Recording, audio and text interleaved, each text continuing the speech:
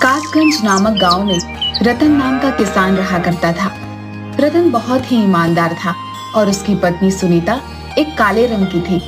वो बहुत ही सीधी और अच्छी थी, लेकिन उसके रंग के कारण कोई भी उसे पसंद नहीं किया करता था। एक दिन सुबह सुबह सुनीता की पड़ोसन बबली उनके घर आती है, जो बहुत ही सुंदर थी, लेकिन उतनी ही घमंडी। अरे ओ सुनीता बहन, कहाँ हो? जरा बाहर तो आओ। अरे आज तालाब पर नहीं जाओगी क्या? चलो चलो जल्दी चलो। तभी सुनीता अपने हाथ में एक मिट्टी की मटकी लेकर आती है। अरे हाँ, आखिर क्यों नहीं जाऊंगी, चलो चलते हैं। वैसे भी अब इतनी गरीबी में थोड़ी मेरे लिए कोई और पानी लेकर आएगा। अपना तो भाग्य ही ऐसा है। ऊपर से मैं ठहरी कुरूप। चलो जल्दी, वरना नदी किनारे सभी औरत मुझे देखकर बातें बनाएंगी। हाँ, ये तो तुमने ठीक कहा सुनीता बहन, तुम हो तो कुरूप ही। तुम जैसी बदसूरत तो पूरे गांव में कोई नहीं है। लेकिन खैर, अब जाने तो क्या ही किया जा सकता है। चलो जल्दी, वैसे भी शाम होने को आई है। जानती हो ना, यहाँ जंगल में नदी किनारे जंगली जानवर आया जाया करते हैं। अरे हाँ, जानती हूँ। तुम क्यों डरती हो? हम रात होने से पहले ही आ जाएंगे। तुम ही ना बहुत ही डरपोक हो बबली बहन। जिसके बाद दोनों अपने हाथ में मटका लेकर नदी किनारे गांव की ओर चल देती हैं। नदी किनारे पहुंचते ही अपने अपने मटके में पानी भरकर वहां से चल देती हैं। तभी वहां पर एक बहुत ही सुंदर सफेद कपड़ों में एक बाबा आता है, जिसके हाथ में एक झोला भी होता है। अरे बिटिया, बहुत प्यास लगी है, क्या मुझे थोड़ा सा पानी मिलेगा क्या? अरे कौन हो तुम, और दूर हटो मुझसे। क्या जानते नहीं कितनी दूर से उस नदी से पानी लेकर आई हूँ, और चाहते हो मैं अपना पानी तुम्हें पिला दूं? जाओ यहाँ से कहीं और जाओ। हाँ। अरे बेटी, पानी पिलाना तो पुण्य होता है। बहुत प्यासा हूँ बेटी, दया करो। अरे बाबा, आप दुखी क्यों होते हैं? आप मेरी मटकी से पानी पी लीजिए, पीजिए। हाँ, तुम ही पिलाओ अपनी मटकी से इस बूढ़े को पानी। हर समय अच्छी बनती हो। नहीं बबली बहन, बाबा को प्यास लगी है, बस इसलिए, वरना पाप लगेगा। हाँ, लीजिए बाबा, आप पानी पीजिए। अच्छा ठीक है बिटिया, तुम ही पिला दो, ऊपर वाला तुम पर कृपा करेगा। बहुत बहुत धन्यवाद बेटिया, तुम एक नेक दिल इंसान हो। ऊपर वाला तुम्हारा भला करेगा। अच्छा, अब मैं चलता हूँ। हाँ। सब माया है।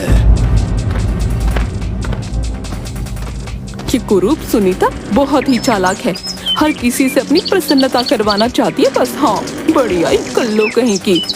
जिसके बाद सुनीता और बबली भी थोड़ी ही दूर पर आगे चलती हैं। उन्हें एक चमकता हुआ घड़ा दिखाई देता है। बबली उस घड़े को देखकर हैरान हो जाती है। अरे वाह, वो देखो सुनीता, कितना चमकदार घड़ा है।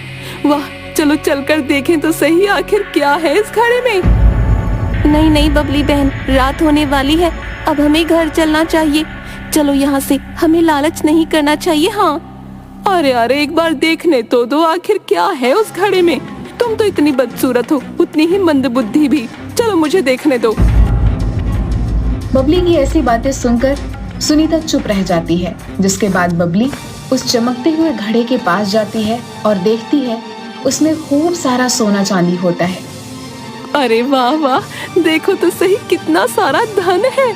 अरे वाह, इतना सारा धन तो मैंने कभी नहीं देखा। हाँ, कभी भी नहीं।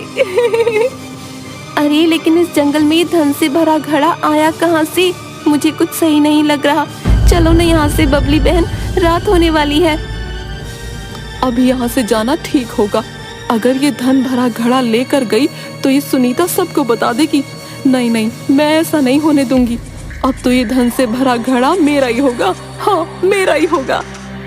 हाँ, ठीक है, तुम कहती हो तो चलो यहाँ से। वैसे भी रात होने वाली है, चलो चलते हैं यहाँ से। जिसके बाद बबली और सुनीता अपने अपने घर चली जाती हैं। तभी रात को बबली अपनी झोपड़ी में लेटे हुए उसी धन से भरे घड़े के बारे में सोचती है।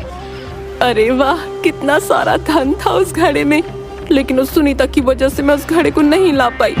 अगर ले आती तो कितना अच्छा होता। मेरी ये गरीबी के सारे दिन हट जाते। हाँ, मैं धनवान हो जाती।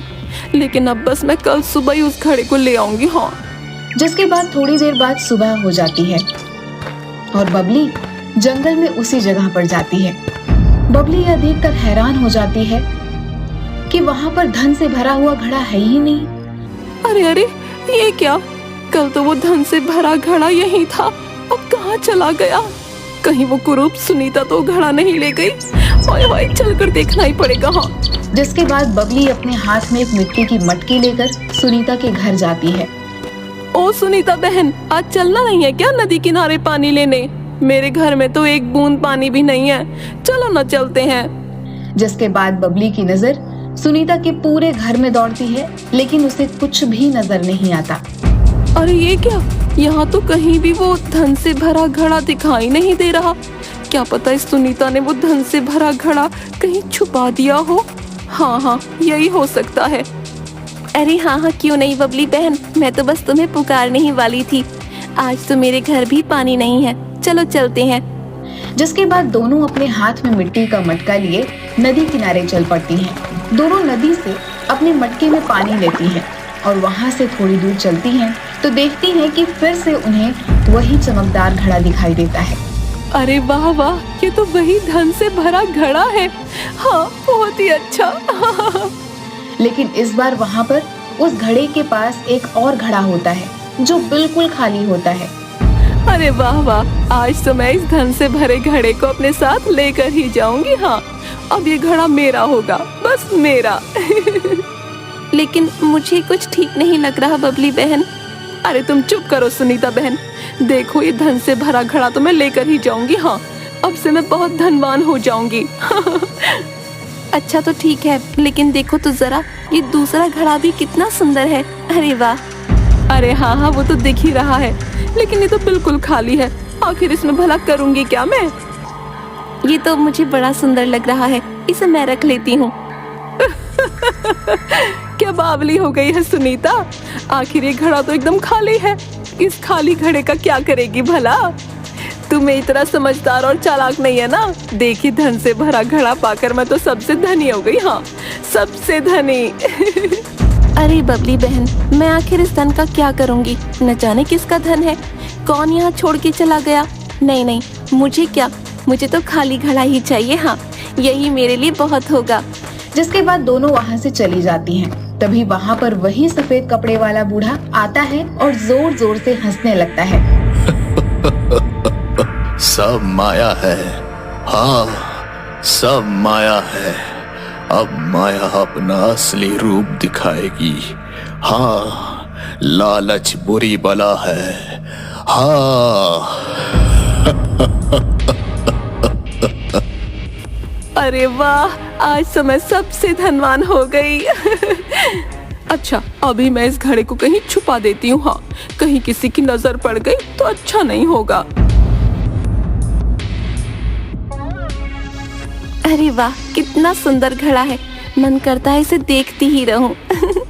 अगर मेरे पास कुछ चांदी के सिक्के होते तो मैं इस घड़े में उन्हें रखती। वाकई बड़ा सुंदर घड़ा है। सुनीता के ऐसा बोलते ही उस घड़े में अचानक से तेज रोशनी होने लगती है और उनसे कुछ चांदी के सिक्के भी आ जाते हैं। अरे वाह, चांदी के सिक्के, ये तो चमत्कार हो गया। वाह, लगता है ये कोई जादुई घड़ा है। हाँ, मैं कुछ और भी मांगती हूँ इससे। हे जादुई घड़े, क्या तुम मुझे एक बहुत सुंदर चमकता हुआ सोने का हार दे सकते हो? बोलो बोलो। तभी उस घड़े में फिर से रोशनी होती है और उसमें से सोने का हार आ जाता है। वाह, कितना सुंदर हार है। इस जादुई घड़े को पाकर तो मैं धन्य हो गई। बस अब मुझे इस घड़े से और कुछ नहीं चाहिए, इतना ही काफी है। जिसके बाद सुनीता बहुत ही खुश हो जाती है। अगली सुबह बबली फिर से सुनीता के घर आती है। बबली सुनीता के गले में वो चमकता हुआ हार देखती है और हैरान रह जाती है। अरे ये क्या, इतना चमकता हुआ हार तुम्हारे पास कहाँ से आया सुनीता बहन? तुम्हें तो वो खाली घड़ा मिला था ना, तो ये हार कुछ समझ नहीं आया। अरे बबली बहन, वो खाली घड़ा कोई साधारण घड़ा नहीं बल्कि जादुई घड़ा है। हाँ, उसके कारण ही ये सब हुआ है। लेकिन बस अब मुझे उस जादुई घड़े से कुछ नहीं चाहिए, मेरे लिए तो इतना ही काफी है। हाँ। क्या वो जादुई घड़ा है? ये क्या हुआ? वो घड़ा तो मेरे पास होना चाहिए था, मैं उसे पाकर बहुत धनवान हो जाऊंगी। हाँ, मुझे वो जादुई घड़ा चाहिए किसी भी तरह। अच्छा ठीक है। अरे सुनीता बहन, आज जरा मेरी तबीयत थोड़ी ठीक नहीं है, इसलिए आज तुम्हारे साथ पानी लेने नदी किनारे नहीं जा पाऊंगी। हाँ, तुम ही जाओ। अच्छा ठीक है बबली बहन, तुम आराम करो, मैं चलती हूँ। जिसके बाद सुनीता वहां से चली जाती है। आधी रात को चुपके से बबली सुनीता के घर पर आती है, जहां सुनीता आराम से खर्राटे लेकर सो रही होती है। तभी बबली सुनीता की झोपड़ी से जादुई घड़ा चुराकर लेकर चली जाती है। अरे वाह वाह, अब तो मेरे पास और भी अधिक धन होगा। इस जादुई घड़े से और धन मांगती हूँ। हाँ, अरे ओ जादुई घड़े, मुझे खूब सारे गहने चाहिए। हाँ, खूब सारे, दे दो मुझे गहने। जिसके बाद उस जादुई घड़े से खूब ढेर सारे सोने चांदी के गहने आ जाते हैं। अरे वाह वाह, कितने सारे गहने। बबली सारे गहनों को पहनकर शीशे के सामने खड़ी हो जाती है। अरे ये क्या, मैं तो इस गहने में बहुत खूबसूरत लग रही हूँ। नहीं, मुझे इस पूरे गांव में सबसे सुंदर और धनवान होना है। हाँ, अरे क्यों ना मैं इस जादुई घड़े से अपना रूप और अधिक संवारने को कहूँ। ये तो जादुई घड़ा है, ये सही रहेगा। अरे वो जादुई घड़े, मुझे बहुत सुंदर बना दो। हाँ, इतना सुंदर कि पूरे गांव में मुझसे सुंदर और कोई ना हो, कभी ना हो। कर दो मेरा रूप बहुत सुंदर। बबली के ऐसा बोलते ही बबली के मुंह पर खूब सारे दाने निकल आते हैं। उसकी नाक लंबी हो जाती है। बबली जैसे ही खुद को शीशे में देखती है तो जोर जोर से चिल्लाने लगती है। अरे ये क्या हो गया? मेरा तो सारा रूप ही भयानक हो गया। हाय, अब तो कोई मुझे देखना भी पसंद नहीं करेगा। हाय, अब मैं इन सारे गहनों का आखिर करूंगी क्या? कोई नहीं देखेगा मुझे। ये सब इस जादुई घड़े की वजह से हुआ है। मैं इस सुनीता को ये घड़ा वापस लौटा दूंगी। हाँ।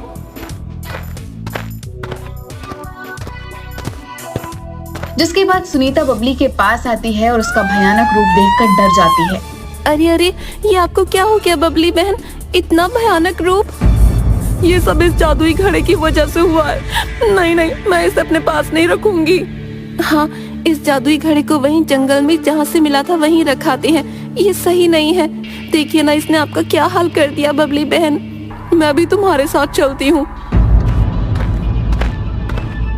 जिसके बाद दोनों उसी जंगल में नदी किनारे जाते हैं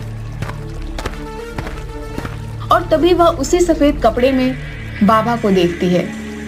अरे आ गई तुम दोनों, आओ। मुझे पता था तुम यहाँ जरूर आओगी, सब माया है। आप यहाँ क्या कर रहे हैं बाबा? आप तो वही है ना जिन्हें मैंने पानी पिलाया था। ये देखिए ना बाबा, बबली बहन का क्या हाल हो गया। हमें यहाँ से 2 घड़े मिले थे। एक घड़े में बहुत धन था और दूसरा घड़ा एकदम खाली था बाबा। ये वही खाली घड़ा है जिसे मैंने लिया था। ये एक जादुई घड़ा है, इसने बबली बहन का क्या हाल कर दिया। मैं जानता हूँ बिटिया, सब जानता हूँ। इस बबली बिटिया का यह रूप जादुई घड़े ने किया, लेकिन क्यों किया ये भी जानता हूँ। ये मेरी ही माया थी बेटी। ऐसा सुनकर बबली और सुनीता दोनों हैरान हो जाते हैं। आपकी माया? आखिर कैसे? मेरा ये भयानक रूप आपकी माया की वजह से हुआ, आखिर क्यों? मैं इस जंगल में रहता हूँ।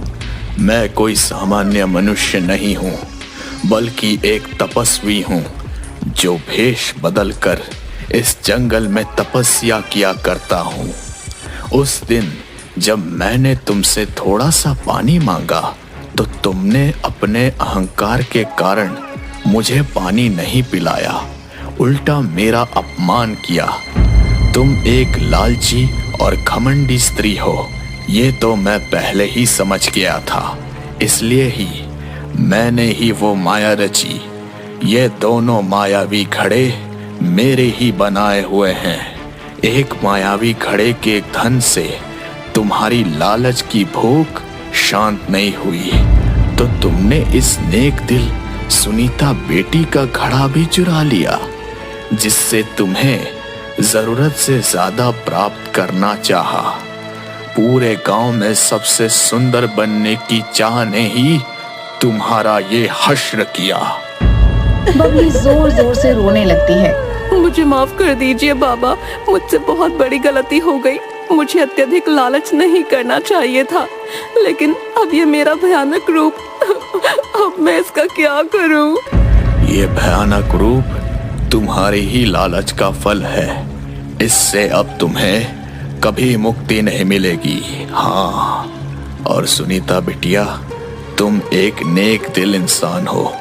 क्या हुआ जो दुनिया वालों के बनाए गए सुंदरता के पैमानों में तुम्हें सुंदर नहीं समझा जाता। जिसके बाद वो बूढ़ा वहाँ से चला जाता है और बबली जोर जोर से रोती रहती है। हाय, ये मैंने क्या कर दिया? मुझे लालच नहीं करना चाहिए था। अधिक रूपवती होने के लालच ने मुझे ले डूबा। हाय, ये क्या कर दिया मैंने?